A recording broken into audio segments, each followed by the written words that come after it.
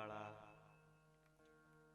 આજુબાજુના તમામ ગામથી પધારેલા દરેક શ્રોતાઓને જય સિયારામ તેમજ ભગવતી ડિજિટલ સ્ટુડિયોના માધ્યમથી યુટ્યુબ દ્વારા કથા સાંભળી રહેલા તમામ રામ ભક્તોને જય સિયારામ। આવો મનરૂપી મોતીને પાછું કથામાં પોરવીએ। ગઈકાલની કથામાં આપણે સાંભળી ચૂક્યા રામ, લક્ષ્મણ, ભરત અને શત્રુઘ્ન ચારે ભાઈઓ ગુરુદેવ વશિષ્ઠ બાપજીના આશ્રમની અંદર વિદ્યા અભ્યાસ કરવા માટે ગયા। માં અરુંધતીએ એ ચારેય બાળકોને પોતાની પાસે સુવરાવ્યા છે। બીજો દિવસ પ્રાતઃકાલ થયો, સવાર થયો।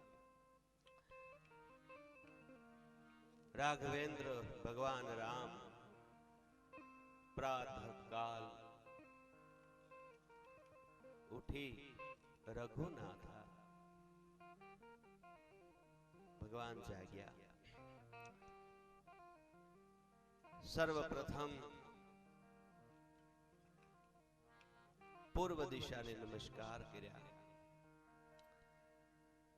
જાગતા જાગીએ એટલે શું કરવું, સવારમાં આપણી નિત્ય ક્રિયા કેવી હોવી જોઈએ એ આપણને આ શાસ્ત્રોના માધ્યમથી આપણને સમજવા મળે। મેં ગઈકાલે કહેલું કે આજ ઉઠીને સવારમાં વિચારો નવા સેવજો, માંથી કદાચ કોકે સવારમાં ઉઠીને વિચારી કર્યા હોય તો ભલે, નહીતર તો પહેલો વિચાર ચાનો જ આવ્યો હોય। સવારમાં મેં કહેલું કે પહેલા મારી માને સુખ મળે, મારા પિતાને સુખ મળે, આવું મારે કંઈક કરવું છે, એવો સંકલ્પ સવારમાં ઉઠીને કરજો। પણ કદાચ ભૂલી ગયા હોય તો હવે કાલ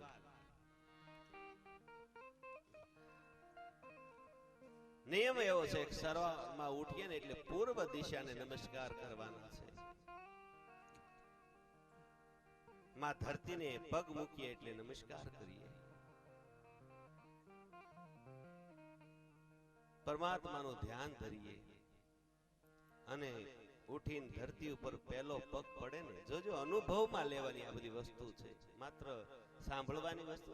ધરતી ઉપર પહેલો પગ પડે પછી આપણી ગમે દિશામાં આપણું માથું હોય એ નહીં જોવાનું, ઊભા થાય એટલે આપણે પૂર્વ દિશા તરફ પહેલા 2 ડગલા મૂકી દેવાના। જો આનો અનુભવ કરજો, જોજો તમે એનો પ્રભાવ કેવો પડે છે। જે દિશામાં સૂર્યનારાયણ છે એ દિશામાં 2 ડગલા હાલી લેવું, સૂર્યને નમસ્કાર કરતા કરતા।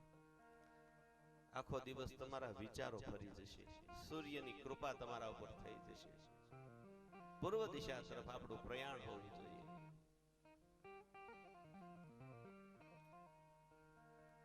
પછી દાડમી દાંતણ તો ગયા એટલે બ્રશ કરી લેવાનું, સ્નાન કરી, સમય હોય તો સ્નાન કરીને પૂજા પાઠ કરીને કપાળમાં ચાંદલો કરવાનો। આ નિત્યક્રમમાં થોડો લઈ લેવાનો। સવારમાં નિત્યક્રમ થોડો ઘણો 10 મિનિટનો જો થઈ જાય ને તો આપણી કાયાનું કલ્યાણ થાય છે। મહાપુરુષોએ તો કહ્યું છે કે એક બાજુ 10,000 યોજનનું સરોવર ભરેલું પાણીનું અને એક બાજુ ખાલી સરોવર ને વચ્ચે વ્યક્તિ બેઠો છે। પછી એને કહ્યું કે તારા માથાનો વાળ કાઢ। એ માથાનો વાળ કઢાવ્યો, એ માથાના વાળને ઊભા 4 ટુકડા કરાવ્યા, ઊભા ચીર્યા। વિચાર કરો કેવો છે નાનો એવો માથાનો વાળ, એના ઊભા 4 ચીરિયા કરવાના, એમાંથી એક ચીરિયું લેવાનું, ભરેલા પાણીમાંથી એને બોળવાનું અને આ બાજુ ખાલી જે હોય એમાં છાંટવાનું। આ બાજુનું બધું પાણી 10,000 લીટર સમજો ને, આપણે વધારે નથી સમજવું, એટલું બધું પાણી આ બાજુ ભરાઈ જાય, એટલો સમય આપણો જાય, એ પછી આપણને એક વખત માનવ અવતાર મળે છે. બહુ મોંઘો છે આ મનુષ્ય અવતાર. તમે એક વાટકામાં ટ્રાય કરજો, એક નાની એવી વાટકીમાંથી આખો વાળ રાખજો. તમે તાર 4 ચીરિયા ન કરતા, એક વાળ આખો રાખી અને એમાંથી આમાં આ વાટકામાંથી આ વાટકામાં ભરજો. એટલું કરશો ને ત્યાં તમને એમ થઈ જાય કે એટલો બધો તો આપણે ક્યારે કરી શકીએ. ખરેખર એટલો ટાઈમ લાગે છે મને ને તમને માનવ બનવામાં. માનવ બન્યા પછી શું કરીએ? પશુ જેવું આપણે જીવન જીવીએ છીએ. સવારમાં ઉઠીને આપણું કોઈ નિત્ય કર્મ નહીં, કાંઈ નહીં, બસ ખાવું પીવું સૂવું. બસ ભગવાને મને તમને એ માટે નથી મોકલ્યા. આપણને ભગવાને માનવ અવતાર આપીને વિશેષ એ માટે મોકલ્યા છે કે તમે 84 લાખ યોનિમાંથી ફરતા ફરતા આવ્યા છો. આ તમારે પરીક્ષા દેવાનો સમય છે. આ અવતારમાં પરીક્ષા આપો ને પાસ થઈ જાઓ તો આની કરતા સારો અવતાર એટલે માનવમાંથી મહામાનવ બનાવે છે ભગવાન. જો આ અવતારમાં હું તમે સત્કર્મ કરશું, પ્રભુ ભજન કરશું, દાન પુણ્ય કરશું, તો આ અવતારમાંથી માનવમાંથી મહામાનવ બનવાનો અવસર મળે. મહામાનવ બન્યા પછી મહાત્મા બનવાનો અવસર મળે. મહાત્મા બન્યા પછી પરમાત્મા સુધી પહોંચવાનો અવસર મળે છે. આ અવસર મળ્યો છે મને ને તમને. જો આ અવસર ચૂકી ગયા તો ખાશો જમના એટલે કહ્યું મોંઘો મોંઘો મનુષ્ય દેહ ફરી રે ફરીને, મોંઘો મનુષ્ય દેહ એ ફરીને ફરીને નહીં મળે વારંવાર. હે માટે ભાઈ તું ભજી લેને ગિરનાર. ભાઈ તું ભજી લેને ગિરનાર. મોંઘો મનુષ્ય ને ફરી ફરીને, મોંઘો મનુષ્ય ને ફરી ફરીને નહીં મળે વારંવાર. નહીં મળે વારંવાર. ભાઈ તું ભજી લેને ગિરનાર. ભાઈ તું ભજી લેને ગિરનાર.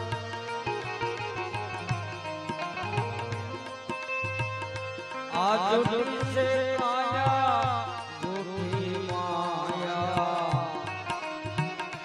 જૂઠો ખોટો પરિવાર. આ જુઠી માયા, જુઠી માયા, જૂઠો ખોટો પરિવાર. રાજા ગોપી ચંદ અને ભરતરી, રાજા ગોપી ચંદ અને ભરતરી છોડી હાલ્યા ઘરમાં. હે છોડી હાલ્યા ઘરમાં. ભાઈ તું એ મારા ભાઈ તું ભજી લેને ગિરનાર. ભાઈ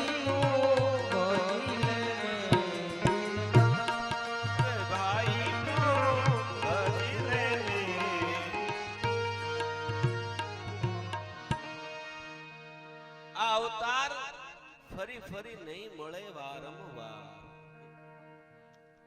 એટલે આ અવતારને સુધારવા લેવાનો છે. આ મોકો મળ્યો છે મને ને તમને, એને સુધારી લેવાનો છે વાલા.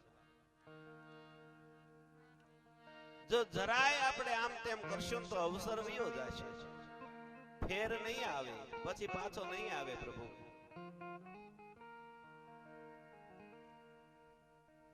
તો ભગવાન રામ આ જો બાળપણથી એટલે આપણે કઈ બાળકોને શીખવાનું છે. બાળપણથી જો આપણે ભગવતમય જીવન જીવશું, બાળપણથી આપણે રામમય જીવન જીવશું, સંતોના શરણે જશું, સત્સંગમાં જશું, તો જ આપણને આ સંસ્કારની પ્રાપ્તિ થશે.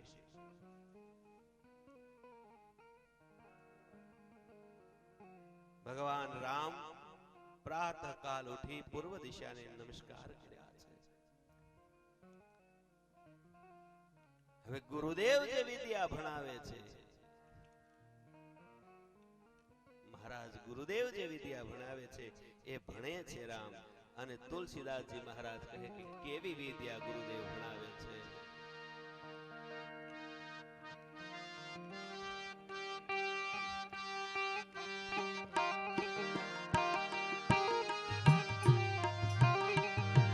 ગુરુ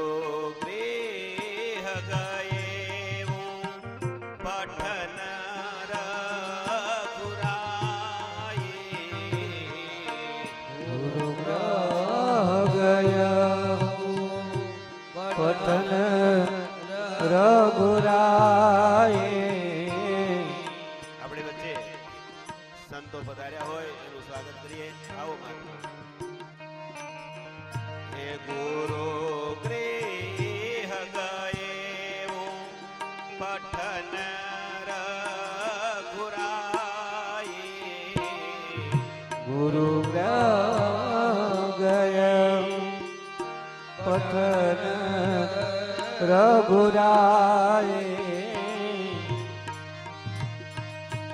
અલ્પ કાલ વિદ્યા સબ પાઈ. અલ્પ કાલ વિદ્યા સબ પાઈ.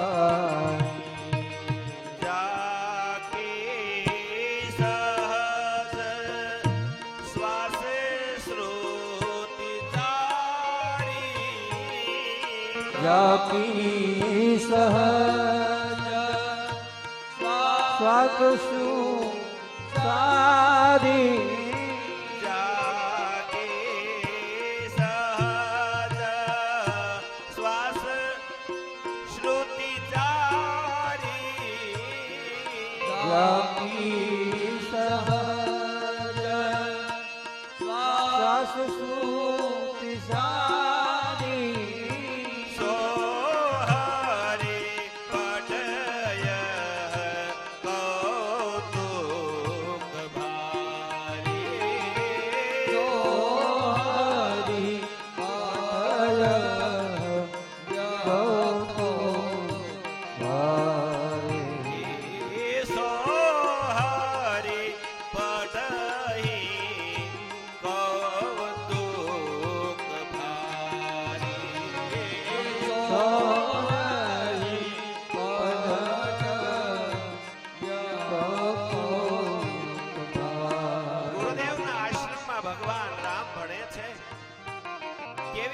ગુરુદેવ ભણાવે છે.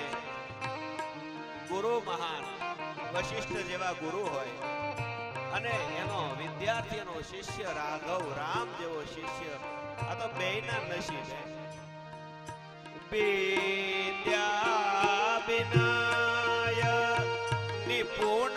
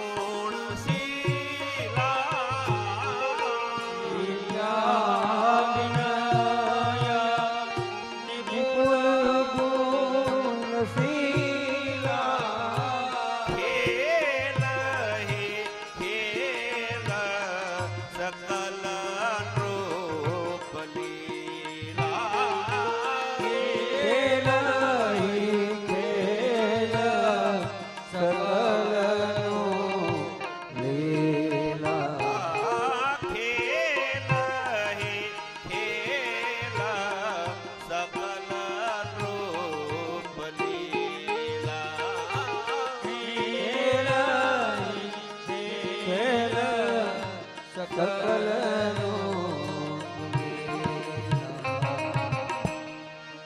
ગુરુદેવ પાસે ભગવાન રાઘવેન્દ્ર સરકાર રામ જ્યારે વિદ્યા અભ્યાસ કરે છે, લખ્યું છે તુલસીદાસજી મહારાજે અલ્પકાલ વિદ્યા સબ પાઈ. ભગવાને થોડા સમયની અંદર બધી વિદ્યા મેળવી લીધી.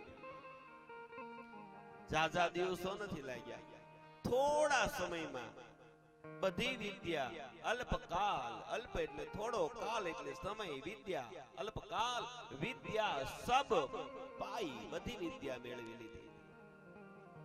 થોડા સમયમાં વિદ્યા ક્યારે પ્રાપ્ત થાય?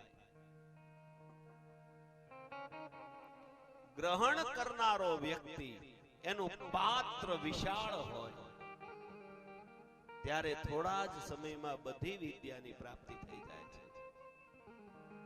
એનું હૃદય પાત્ર વિશાળ હોય,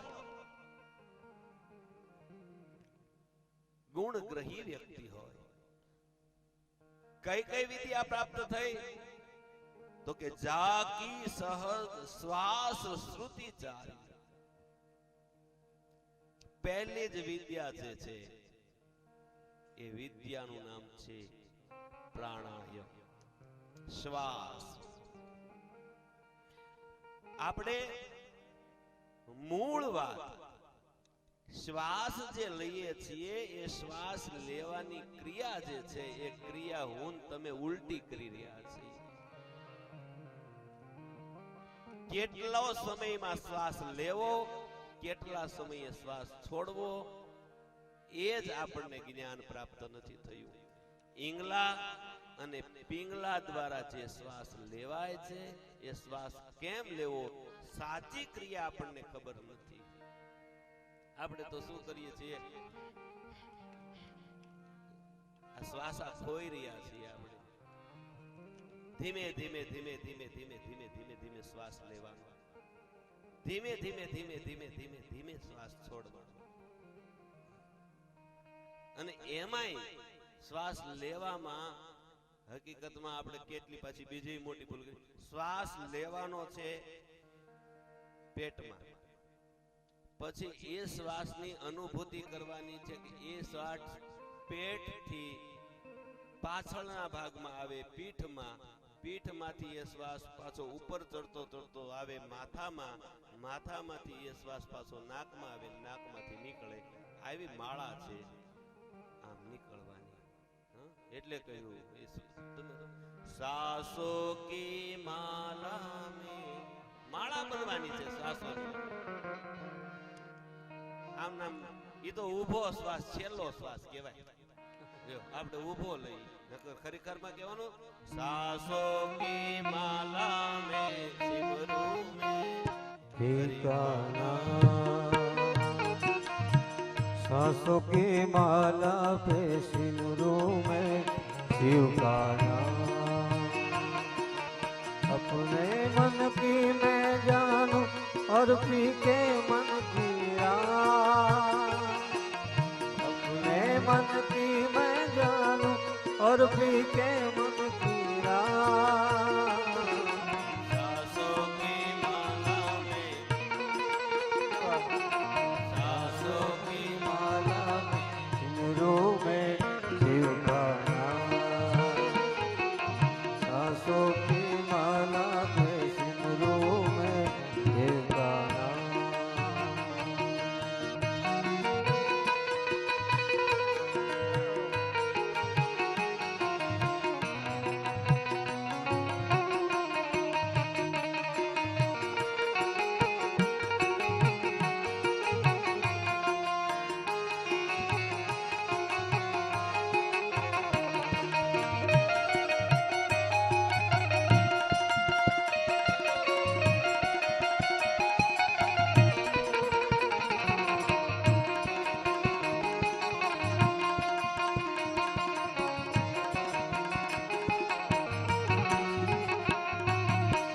प्रेम के रंग में ऐसी डूबी बन गया है कहीं रूम.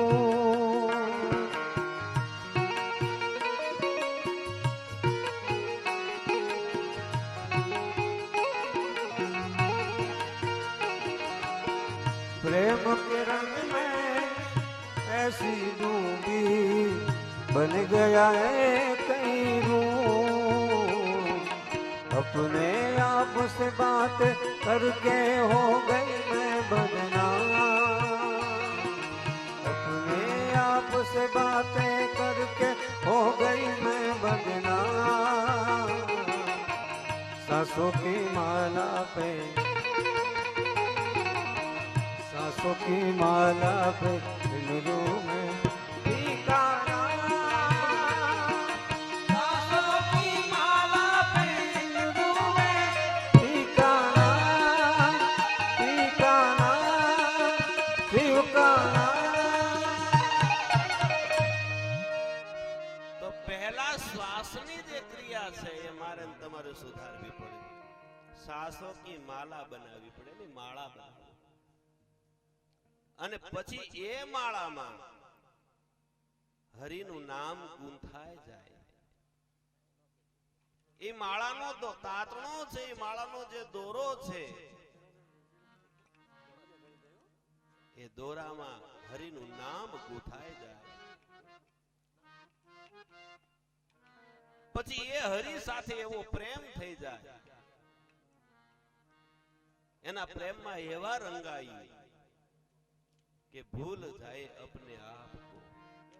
આપણે સ્વયં કોણ છીએ ભૂલાઈ જાય ને એનામાં એક રૂપ થઈ જવાય. એ પરમાત્મામાં, એ ઈષ્ટમાં, એ સદગુરુમાં, એ જગદંબામાં આપણે એક રૂપ થઈ જઈએ. પછી માતાજીનું ભજન કરતા હોય તો એનું, રામનું ભજન કરતા હોય, હે કૃષ્ણનું ભજન કરતા હોય, કૃષ્ણમાં ગુરુદેવનું ભજન કરતા હોય, સદગુરુમાં એક રૂપ બની જવાય. અને ખરેખર વાત સત્ય છે કે જેનું જે ભજન કરે એને એનું સ્વરૂપ મળે, એને એનું જ્ઞાન મળે છે. જેનું જે ભજન, ગુરુને ભજન કરતો હોય એ વ્યક્તિ ધીમે ધીમે ધીમે ધીમે એને ગુરુનું રૂપ મળી જાય છે. રામનું ભજન કરનારાને ધીરે ધીરે ધીરે ધીરે રામનું સ્વરૂપ પ્રાપ્ત થાય છે. જે આપણને લઈ જાય, જે જેની સાથે આપણે રહી, આપણે એવા બનીએ. નહીતર કહેવતમાં તેમ કહ્યું છે કે કાળિયા સાથે ધોળિયો બાંધે. બોલો, બળદની વાત કરતા ને આપણે જૂની, હવે તો ટ્રેક્ટર થઈ ગયા એટલે ભૂલાઈ ગઈ. પણ કાળિયા સાથે ધોળિયો બળદ બાંધ્યો હોય તો રંગ ન આવે પણ ગુણ આવે એમ કહેવાય. પણ અહીં તો રૂપય આવે. ઈશ્વરની સાથે જો તમે જોડાઈ જાઓ, જેમ કે ભમરી હોય, એ ભમરી ઈળું જ્યાં બેઠી હોય ને ત્યાં જાય. ભમરી હોય ઈળું જ્યાં બેઠી હોય ત્યાં જાય. પછી ઈળને દંશ મારે ભમરી. જે ઈળ સામે ફૂફાડો મારે એને ભમરી પકડી લે. જે ઈળને ફૂફાડો મારે એને જો દંશ મારે ઈળને, અને ઈ ઈળ આમ ગુંડલું વળી જાય, એને નો કાંઈ કરે, એ કાંઈ કામનું નહીં. ગુંડલું વળી જાય કાંઈ કામની નહીં ઈળ. જે ઈળને ભમરી દંશ મારે અને સામી ઈળ ફૂફાડો મારે એટલે ઈ ઈળને ભમરી પોતે પકડી અને એના દરમાં લઈ જાય, એના દરમાં મૂકી દે. અને એ દરની ઉપર ભમરી બેસી જાય અને વારા ઘડીએ ઈ ઈળને દંશ માર્યા કરે, વારા ઘડીએ બટકા ભર્યા કરે. આવું થોડા સમય થાય ને પછી ઈળ છે ઈ પોતે રૂપ અલગ હોય, પણ થોડા સમય પછી ઈ દરમાંથી ઈયળ પોતે ભમરી બનીને બહાર નીકળી જાય. ઈયળ માંથી જ ભમરી બને છે. એને પાંખું ન હોય ઈયળને. આપણે બધા ઈયળ જોયેલી છે, એને પાંખું ન હોય, પણ જો ભમરી દંશ માર્યા કરે અને સદાય ઈયળને ચિંતન રે, હજી મને મારે છે, કોક હજી મારે છે, મને આ ભમરી મારે, ભમરી મારે, ભમરી ભમરી ભમરી ભમરી ભમરી કરતા કરતા એ ઈયળમાંથી ભમરી બની અને દરમાંથી બહાર નીકળી જાય છે. એટલે એને એનું રૂપ મળી જાય છે. વાલા, કહેવાની મારી વાત એ છે. તો હું તમે ભગવાનનું સ્મરણ કરતા હશું, નારાયણને યાદ કરતા હશું, ગુરુદેવનું સ્મરણ કરતા હશું, તો આપણે એક ના એક દિવસ એના રૂપને પ્રાપ્ત કરી શકશું.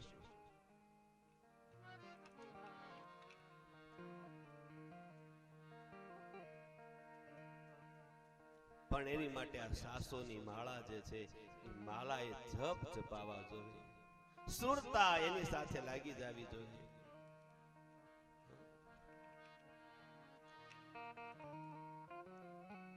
જો એની સાથે સુરતા લાગી જશે તો કામ થઈ જશે. પણ પહેલું કામ વિદ્યા ભણવાનું પહેલું કામ છે તમારા શ્વાસ ઉપર નિયંત્રણ કરી લો.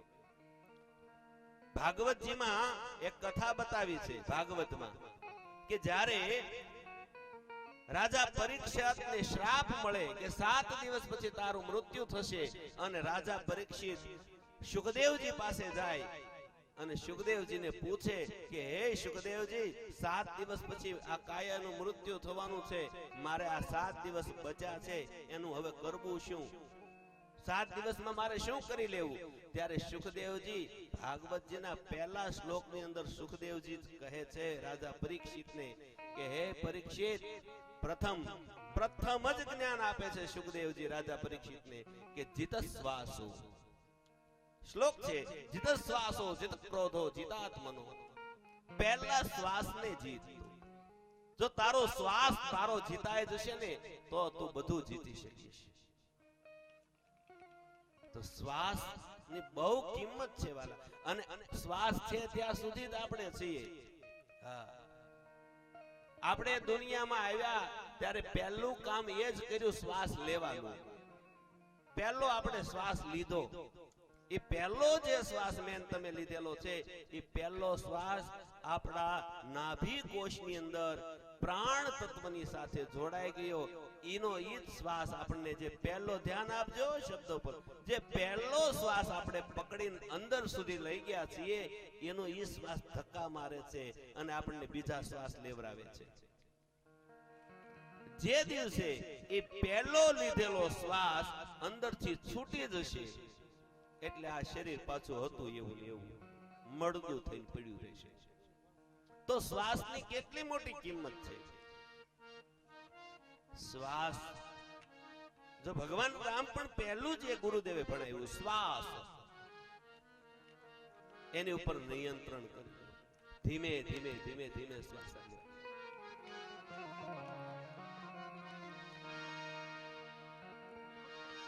એક દિન સાચા તારી, એક દિન સાચા તારી, ચોટી રે જવાની. પ્રભુ પાસે જઈને જીવડા માગ મહેરબાન.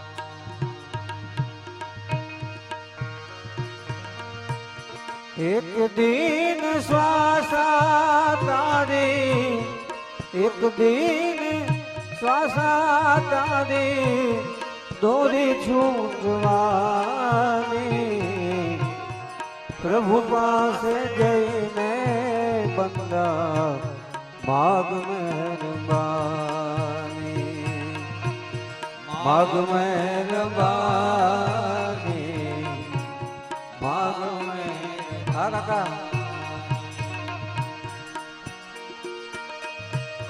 એક દિન શ્વાસા તારી, દોરી તૂટવાની.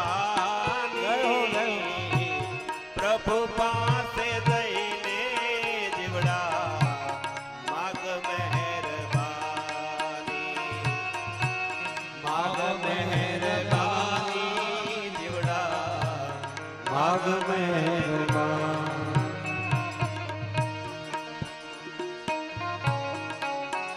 એ જીવ, આ શ્વાસાની કેવી કિંમત છે સમજજો. જ્યારે ઈ દોરી તૂટી જશે તો કઈ કામનું નહીં.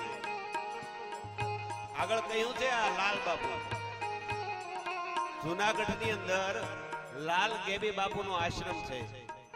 કદાચ ગયા હોય પ્રેરણા ધામ, જૂનાગઢ પ્રેરણા ધામ ભારતી બાપુના આશ્રમથી પાછળની સાઈડમાં છે. અને આપણે પરિક્રમા માર્ગ જઈએ ને ત્યારે પણ એ આશ્રમ આવે. બહુ મોટો આશ્રમ છે લાલ ગેબી બાપુનો. આ એનું ભજન છે. કહે છે લાલ બાપુ, કાયા રાણી રે તારી કાગળની છે કોથળી,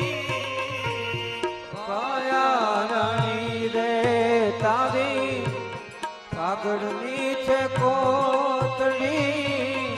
આ કાયા કેવી છે તો કે કાગળની કોથળી છે આ. આને એમ સમજો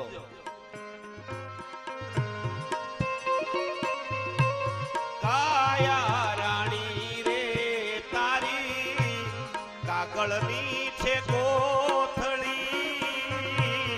કાયા રાણી રે તારી કાગળની છે કોથળી. પવનથી ભરેલી આ તો વાયથી મઢેલી. પવનથી ભરેલી આ તો ભાયથી ભરેલી. કાળના ઝપાટે એક દી કાળના ઝપાટે એક દી ફૂટી રે જવાની. પ્રભુ પાસે જઈને જીવડા માગ મહેરબાની. એક દિન શ્વાસ તારી એક દિન શ્વાસ તારી દોરી તૂટવાની.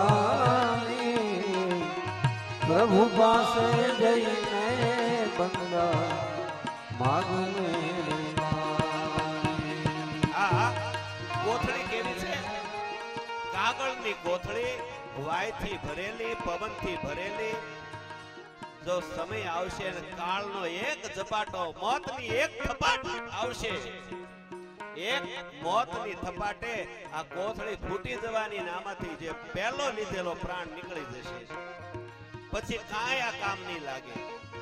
કોરોના બધાને ખબર છે ઢગલા કરી દેવા તૈયાર હતા. બચાવી લ્યો બચાવી લ્યો બચાવી શીખ્યા હા? કાળના ઝપાટે.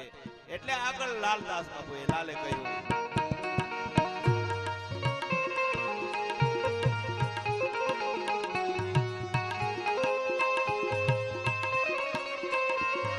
ખાવા પીવામાં જીવડા મોજુ બહુ માણી.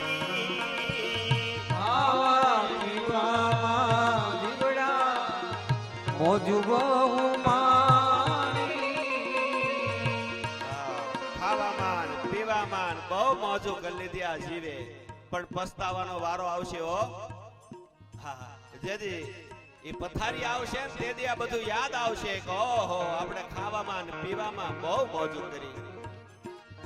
ખાવા પીવામાં જીવડા મોજુ બહુ માણી.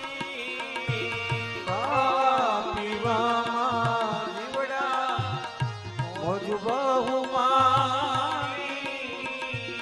તારા મારામાં આખી જિંદગી ગુમાવી. તારા મારામાં આખી જિંદગી ગુમાવી. આ તારું આ મારું ભાગલા પાડવામાં ને પાડવામાં આખી જિંદગી ખોઈ નાખી વાલા.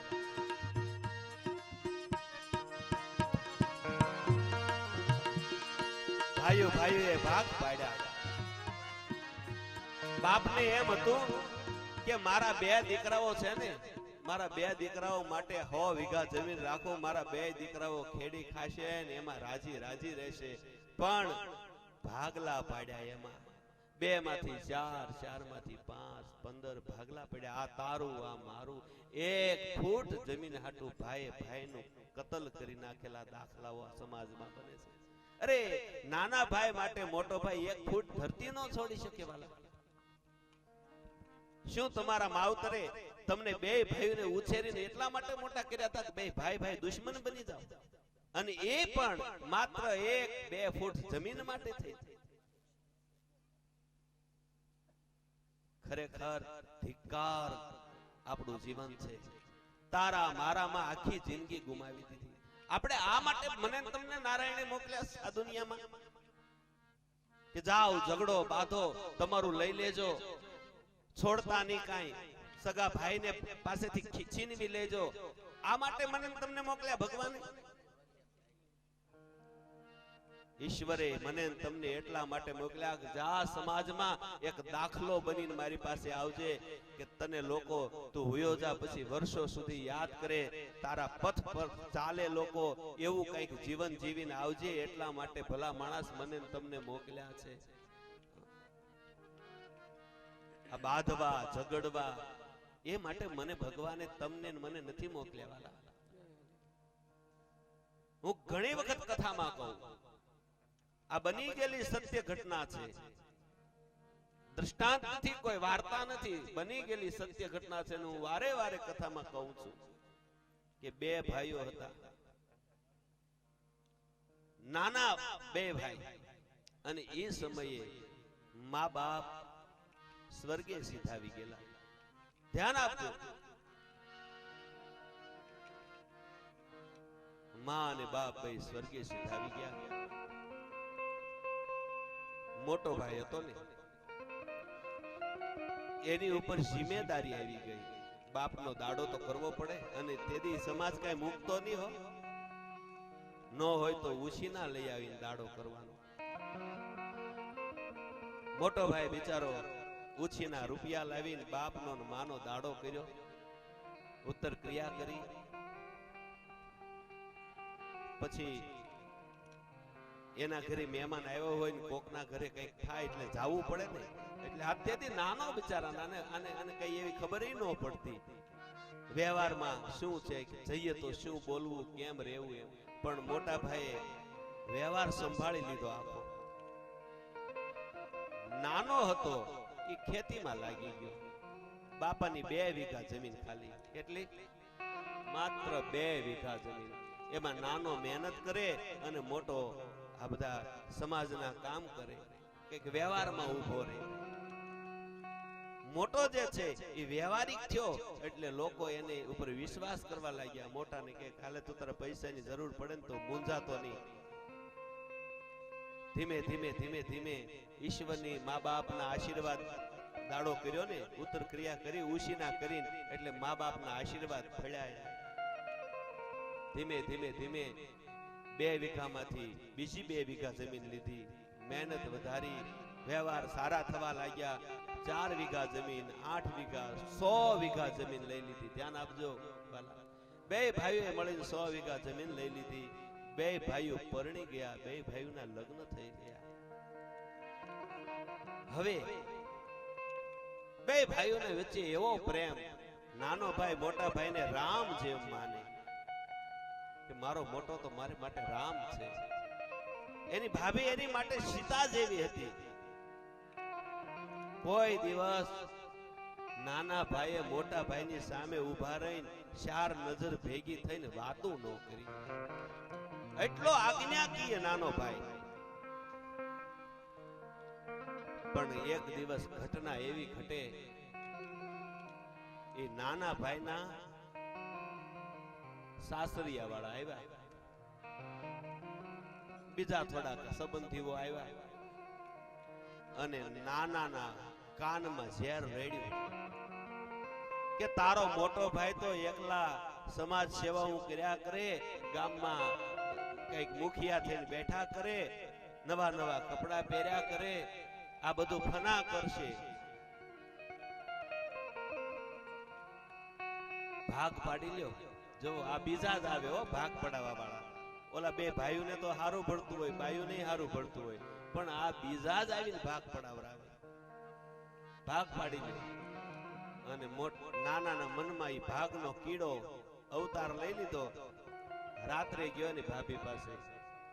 ભાઈની આરે તો વાત કરી ન શકે. ભાભીને કહ્યું મારા ભાઈ છે ઘરે? ના ના. તો ભાભી મારા ભાઈને સવારે કહેજો ભાગ પાડવાનું છે ને પંચ આવવાનું છે. ભાભીને એમ છે શું થયું એવું? આ નાનો લક્ષ્મણ જેવો મારો દેર આ ઓચિંતા ભાગની વાત કરે, આવું કઈ નહીં. મોડી રાત્રે મોટો ભાઈ ઘરે આવ્યો ને એટલે ભાભીએ એના ધણીને એના ઘરનાને કીધું કે નાના ભાઈ આવ્યા હતા. હા નાના ભાઈ આવ્યા હતા. હા શું થયું? કઈ ક્યાંક ભાગ પાડવાનો છે ને સવારે પંચ આવવાનું છે. ધ્યાન આપજો, આ કથા સાંભળવા આવ્યા છે, વ્યથા નહીં. જીવનમાં આને ઉતારવાનું છે.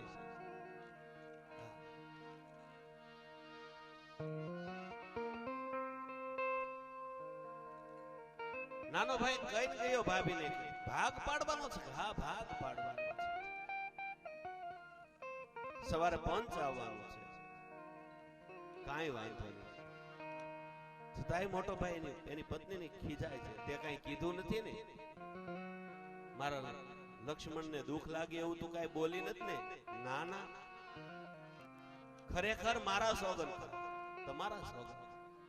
આજ સુધી મેં એને મારા દીકરાની જેમ રાખ્યો અને મેં કઈ માને એવી ઈચ્છા ન હોય કે એનો દીકરો ન થાય, પણ મેં મારા દેરને દીકરો બનાવી દીધો કે હવે ભગવાન મારે દીકરાની જરૂર નથી, આ મારો દેર છે, એ જ મારો દીકરો છે. આ ભાવથી મેં એને ઉછેરીને મોટો કર્યો. હું એને કઈ કહેતી જ ખરી?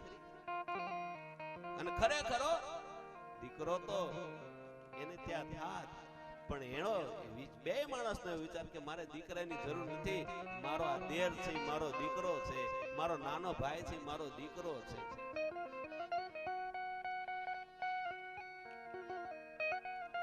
રાત્રે નાના મોટા ભાઈએ કાગળિયો લીધો ને કાગળિયામાં લખીને બધું તૈયાર કરીને રાખ્યું.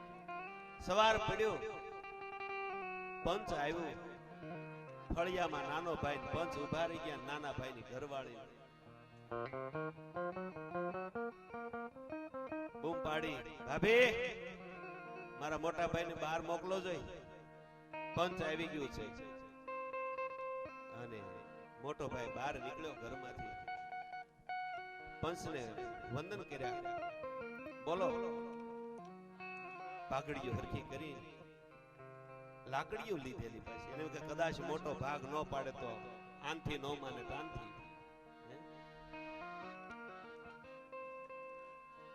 પંચ કે તારા નાના ભાઈ અમને બોલાવ્યા છે ને ભાગ પાડવાનો છે. મોટા ભાઈ કે ભાગ તો મેં પાડી લીધો. પાડી લીધો? હા, બસ ખાલી તમારે વાંચવાનું છે. કાગળિયો લખેલો હતો એ આપી દીધો પંચને. પંચને કીધું કે મોટેથી વાંચો. ધ્યાન આપજો, હવે મોટા ભાઈનું લખાણ હું વાંચું છું. આ દરેક મોટા ભાઈને સમજવા જેવું છે. દરેક મોટા ભાઈને સમજવા જેવું આ લખાણ છે. લખ્યું તું એમાં કે પંચને મારા પ્રણામ. પંચ છે ભગવાનનું રૂપ છે અને પંચની સાક્ષી માનીને હું આ ભાગ પાડું છું. વ્યથા લખી કે અમે જ્યારે બે ભાઈઓ નાના હતા અને અમારા માવતર ધામમાં વયા ગયા, તેથી અમારી પાસે 2 વીઘા જમીન હતી. મારો નાનો ભાઈ ખેતી કરી મહેનત એને કરીને વ્યવહાર મેં કર્યો. આમ ધીમે ધીમે અમે 2 ભાઈઓએ 100 વીઘા જમીન ખરીદી. પણ એમાં મહેનત મારા નાના ભાઈની છે. જો ધ્યાન આપો, મહેનત મારા નાના ભાઈની છે. એટલે 98 વીઘા જે જમીન છે, 100 વીઘામાંથી 2 અમારા જૂની અમારા માવતરની બાપ દાદાની જમીન, 98 વીઘા અમે જમીન લીધી. એ 98 વીઘા જમીનમાં મહેનત મારા નાના ભાઈની છે. એટલે મારા નાના ભાઈની મહેનતનું મારે ન ખવાય. એ 98 વીઘા એને જો ભાગ પાડે છે મોટો. 98 વીઘા મારા નાના ભાઈને. હવે રહી વાત 2 વીઘા બાપ દાદાની છે, એમાં તો અમારા 2 ભાઈઓનો હરખો ભાગ હોય. એટલે એમાં 1 વીઘો મારી ને 1 વીઘો એની. એટલે ઓલાને 98 ની થઈ 99. અને પછી પાછું એમ કીધું, લખ્યું કે સતાય હું તો મોટો છું. જો હું મોટો થઈને થોડીક ઉદારતા ન બતાવું ને તો મારું મોટાપણું લાજે. એટલે મારા જે જમીન છે એમાંથી 1/2 વીઘો જે છે, 1 વીઘો વધી છે, એમાંથી 1/2 વીઘો એ મારા નાનાને વધારે દેવી જોઈએ. કારણ કે હું મોટો છું, મારે સ્વાર્થી ન બનાય. એટલે 1/2 વીઘો બીજો, એમ 99 વીઘા એની. અને 1/2 વીઘો મારે કઈ દીકરો દીકરી છે એની. એટલે 1/2 વીઘો જે જમીન છે એ 1/2 વીઘો જમીન હું મારા માવતરના નામે એક દવાખાનામાં આપું છું કે મારું માવતર રાજી થાય. આ મોટાની ઉદારતા છે. એને મોટા બને, આમના મોટા નથી મારા વાલા બનાતું. મોટા બનવા માટે તો બધું ત્યાગી દેવું પડે છે. અને આપણે શું કર્યું? તારા મારામાં આખી જિંદગી ગુમાવી. એટલે લાલના સંતે કહે છે, છેલ્લી કડી બહુ સમજવા જેવી લાલના ભજન.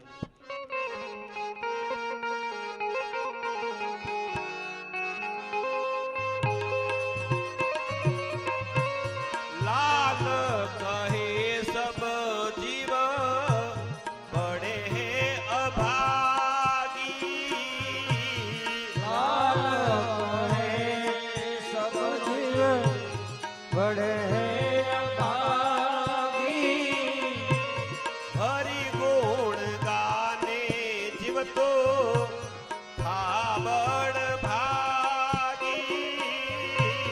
હરિ ગુણ ગાને જીવ તું આગળ ભાગી. અહીંની કમાણી તારી,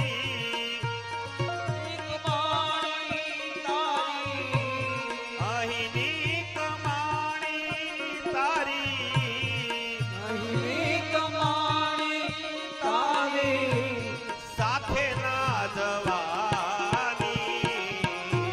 પ્રભુ પાસે જઈને જીવ તું માગ મહેરબાની. એક વાર શ્વાસા કાઢી, એક વાર શ્વાસા કાઢી, દોરી ચોટવાની. પ્રભુ પાસે જઈને જીવતા માગ મહેરબાની, માગ મહેરબાની, માગ મહેરબાની, માગ મહેરબાની, માગ મહેરબાની. શ્વાસાની કિંમત સમજાવે છે મને ને તમને. બહુ અમૂલ્ય છે આ શ્વાસા. એક એક શ્વાસ મારો ને તમારો કેવો કિંમતી છે. જો સમજાય જાય તો જીવન જીવવાની મજા આવી જાય. ત્યાગની ભૂમિકામાં હું તમે આવી જઈએ તો શ્વાસાની કિંમત સમજાઈ જાય છે. ભગવાન રામ ગુરુદેવના આશ્રમમાં શ્વાસની કિંમત સમજે. પછી શ્રુતિ ચારી એટલે 4 વેદ ઈ પછી ભણ્યા. ત્યાર પછી 4 વેદ ભણાઈ ગયા.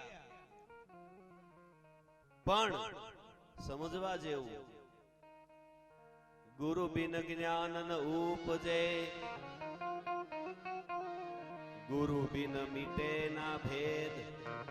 પછી ભલે ભગવાન રામ હોય કે ભગવાન કૃષ્ણ હોય, એને ગુરુનો સહારો લેવો પડે છે. બતાવે છે આ શાસ્ત્ર. નહીતર ભગવાન હતા રામ તો નારાયણનો અવતાર. એને ક્યાં ગુરુની પાસે વિદ્યા ભણવા જવાનું જરૂર હતી ખરી? કઈ સ્વયં ભગવાનને શું વિદ્યા ભણવાની હોય? પણ છતાંય ગુરુ બિન જ્ઞાન ન ઉપજે, ગુરુ બિન મીટે ના ભેદ, ગુરુ બિના સંશય ના ટળે, પડ પડ ચારો વે. શું કહે છે કે ગુરુ વગર મને ને તમને વિદ્યાની પ્રાપ્તિ નથી થતી. ગુરુ બિન જ્ઞાન ન ઉપજે. કદાચ જો 4 વેદ ભણી ગયા હોય, 4 વેદ, 18 પુરાણ, 6 શાસ્ત્ર, 2 ઉપવેદ અને તમામે તમામ પ્રકારના ઉપનિષદો ભણી ગયા છતાંય તમને જ્ઞાન ન થાય. લે, આટલું બધું ભણ્યા, મોઢે કરી નાખ્યું, છતાંય કઈ જ્ઞાન નહીં બોલે. નહીં, ગુરુ પાસે તોય જવું પડે. તો ઈ કયું જ્ઞાન છે ગુરુ પાસે કે જે વેદમાં નથી, 18 પુરાણમાં નથી, ઉપનિષદમાં નથી, શાસ્ત્રમાં નથી, સંહિતામાં નથી? એ જ્ઞાન કયું? આમાં નથી એ જ્ઞાન કયું? બોલે આત્મજ્ઞાન. આટલું બધું જાણવા છતાંય જો તમે પેલા સ્વયંને ન ઓળખી શકો, તમારા આત્માને ન ઓળખી શકો, તો ભવના ફેરા નહીં ટળે. ચોખ્ખી વાત. આત્માને ઓળખ્યા વિના રે ભવના ફેરા નહીં ટળે. અને ભ્રમણાને ભાંગ્યા વિના રે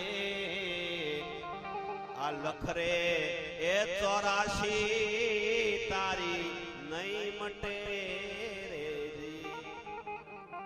આત્મ જ્ઞાન છે મહાન જ્ઞાન. પોતાને ઓળખો કે હું કોણ છું. આની અંદર કેમ આ પિંજરામાં હું કેમ આવ્યો, આ પિંજરામાં આવવાનું કારણ શું? મને તમને કઈક ઈશ્વરે કામ આપીને મોકલ્યા છે, નકામના નથી મોકલ્યા. ધ્યાન આપજો, આટો ખાવા નથી મોકલ્યા, આટો દેવા મોકલ્યા છે. એ ભાઈ, આટો ખાવા નથી મોકલ્યા, આટો દેવા મોકલ્યા છે. લોટ ફાકવા નથી મોકલ્યા, લોટ દેવા. એમ અહીંયા આટો ફરવા નથી આવ્યા હું તમે, કઈક કામ આપી મોકલ્યા છે. એ કામ ગોચ્યું. શું કામ મોકલ્યા ભગવાને? ધ્યાન આપજો.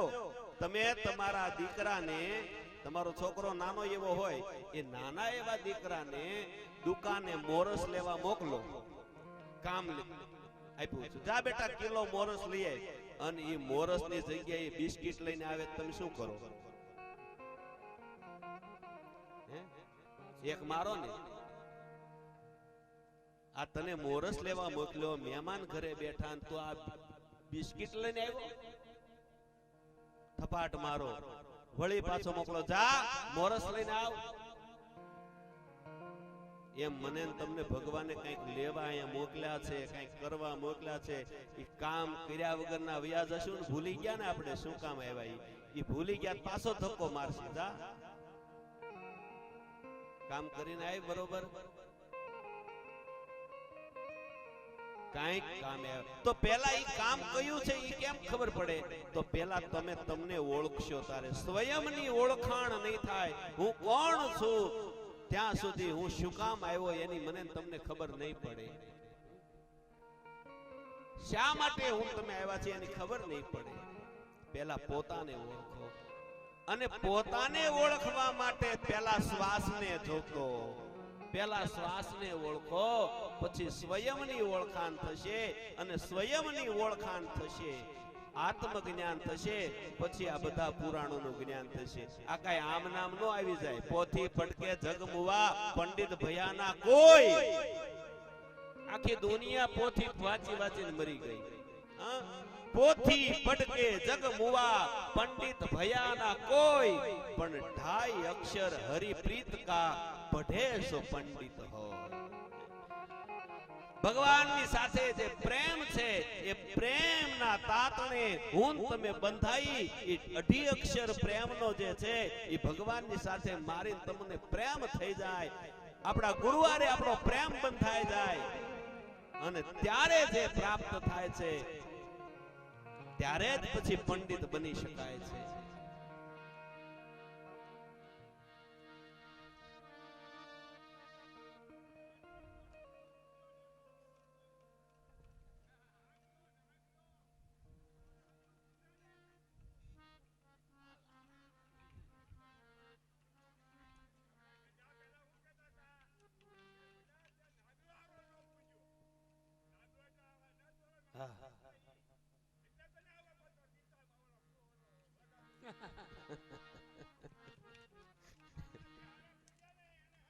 સારું છે.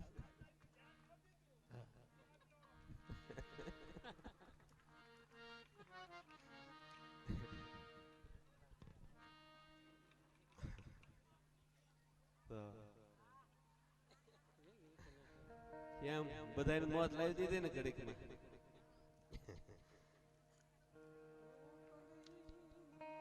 તો બીજું આત્મજ્ઞાન થાય તે પછી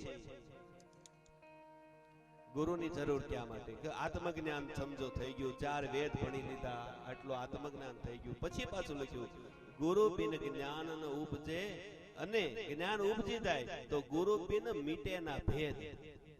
પછી પાછું જ્ઞાન થઈ જાય તો શાનો ભેદ? તો શાસ્ત્રએ કહ્યું છે કે આત્માને આત્મજ્ઞાન થઈ જાય પછી આત્માને પરમાત્માનો ભેદ લાગે છે. વચ્ચે માયા ઊભી રહી જાય. આત્મા પરમાત્માને ન ઓળખી શકે તો એ નકામું છે. અને ગુરુ બિન સંશય, માનો કે આત્મો પરમાત્માને ઓળખી જાય, એથી આગળ તો કે ગુરુ બિન સંશય. પાછો ભગવાનમાં શંકા આવે કે ભગવાન છે કેમ? તો ગુરુ ઉપર પછી ભરોસો રાખવો પડે. એક ભગત હતો, એ આશ્રમમાં ગુરુદેવ પાસે જાય ને રોજ ગુરુદેવને કહે, ગુરુદેવ મને ભગવાનના દર્શન કરાવો ને.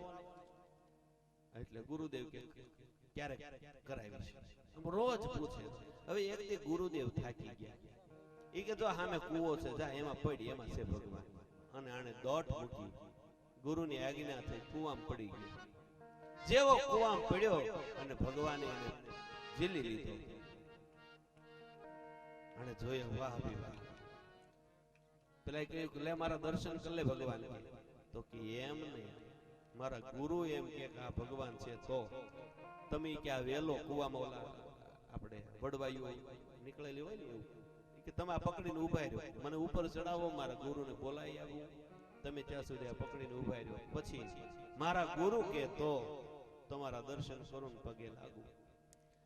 બહાર નીકળ્યો કૂવામાંથી, ગુરુદેવ બહાર બેઠેલા. ગુરુદેવ, હા ચાલો. તો અંદર કોઈક છે એમ કે હું ભગવાન છું, જોઈ લ્યો. તો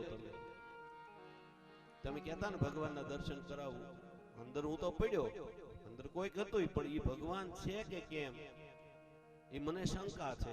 હજી હામાં આવી ગયા તોય તમે આવો. અને ગુરુદેવ આવે અને ગુરુદેવ જોવે અંદર વેલા પકડીને ભગવાન ઊભા છે. ગુરુદેવે બહારથી નમસ્કાર કર્યા ભગવાનને, પછી પરમાત્મા બહાર નીકળ્યા અને શિષ્ય પછી વંદન કરે, ગુરુની આજ્ઞા થાય. એટલે જ્યાં સુધી ગુરુ બિન સંશય ના ટળે, એ સંશય તો છેલ્લે ભગવાન પ્રગટ થઈ જાય ને સામા, તોય આ સંશય ટાળનારો તો સદગુરુ છે.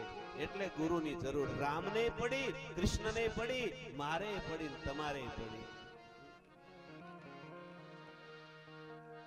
ભગવાન રામ વશિષ્ઠ બાપજીના આશ્રમમાં 4 વેદ પઢ્યા. તે પછી હવે આજ બધું જ્ઞાન નથી હોતું.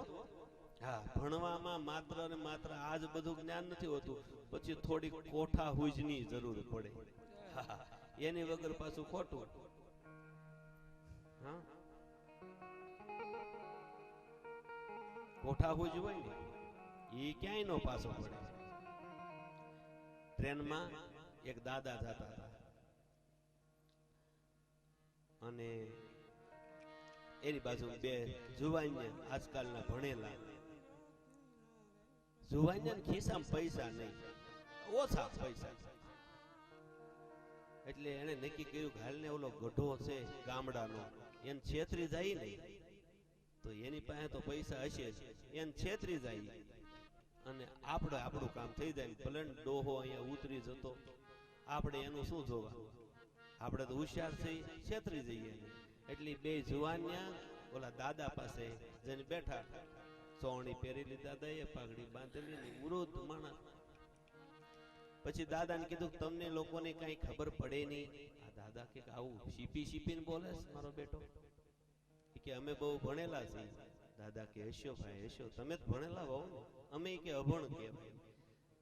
તો કે તમે આટલી જિંદગી કાઢી નાખી, તમને કઈ ખબર જ દાદા ન પડી. દાદા કે ભાઈ અમને બધી ખબર પડે. તો કે હાલો આપણે એક કામ કરીએ કે ટ્રેનમાં આપણો સમય જાય, એટલે તમારી પાસે શું જ્ઞાન છે એ અમે જાણીએ, અમારી પાસે શું જ્ઞાન છે તમે જાણો.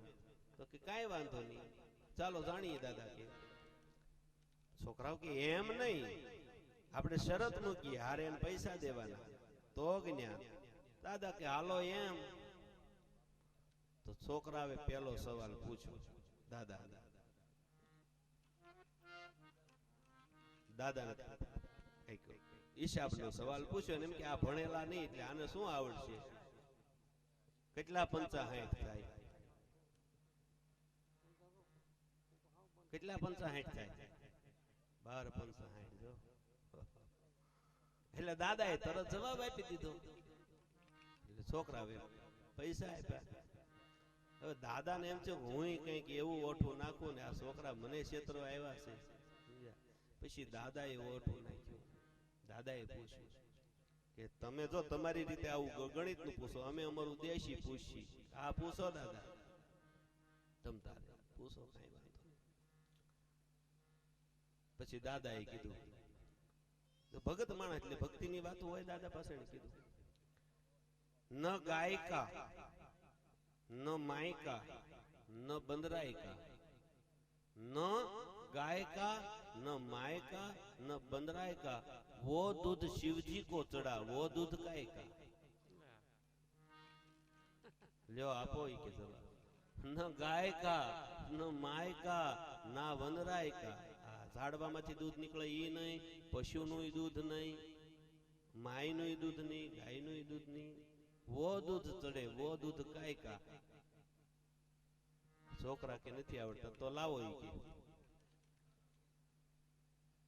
પછી છોકરાએ તો આપી દીધા પૈસા પછી દાદાને કીધું દાદા આ સવાલનો જવાબ તમે અમને આપો તો દાદા કે મફત નો અપાય તમે આમાં પૈસા કમાઓ તો તમારી પાસે જેટલા છે બધા મને દઈ દો તો આપું હાવ ખિસ્સા ખાલી કરી નાખો તો છોકરાએ હાવ એને એમ કે આપણે બીજે લડી લેવું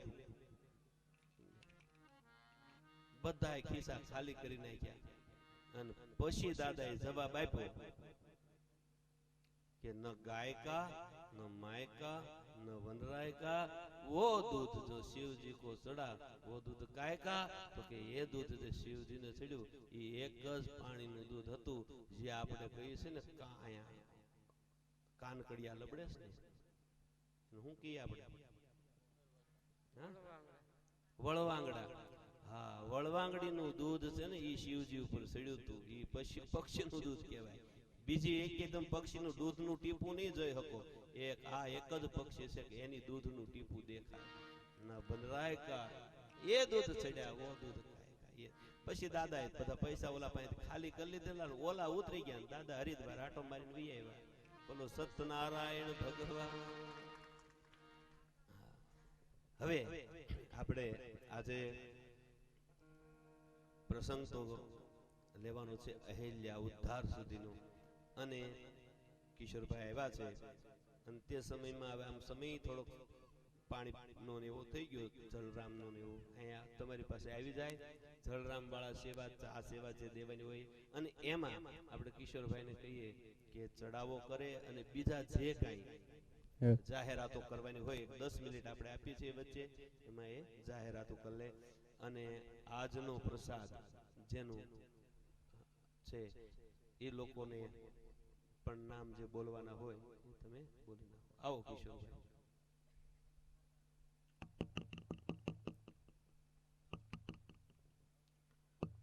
પછી આગળ પાછી કથા